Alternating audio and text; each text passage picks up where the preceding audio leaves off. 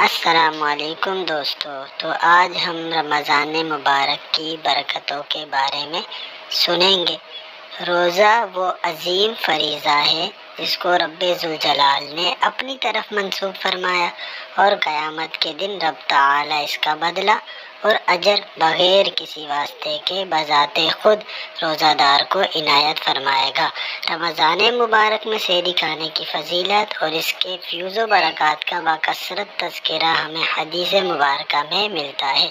نبی کریم بالالتزام روزے کا آغاز سحری کھانے سے فرماتے اور دوسروں کو بھی سحری کھانے کی تاکید فرماتے، جیسا کہ حدیث مبارکہ سے ثابت ہے۔ حضرت انس سے روایت ہے، نبی کریم صلی اللہ علیہ وسلم نے فرمایا، تسحروا فإن السحور برکہ۔ رمضان مبارک کی عظمت اور شان کی وجہ سے رمضان مبارک میں کیے ہوئے عمل کا اجر بھی بڑھا دیا جاتا ہے۔ بالکل اسی طرح ماہ رمضان میں نافرمانی کی سنگینی دیگر ایام میں کی ہوئی نافرمانیوں سے زیادہ ہوتی ہے، اس لیے ہر مسلمان کو یہ ماہ مبارک غنیمت سمجھنا چاہیے اور نیکیاں کرے، عمل صالح کرے اور گناہوں سے باز رہیں۔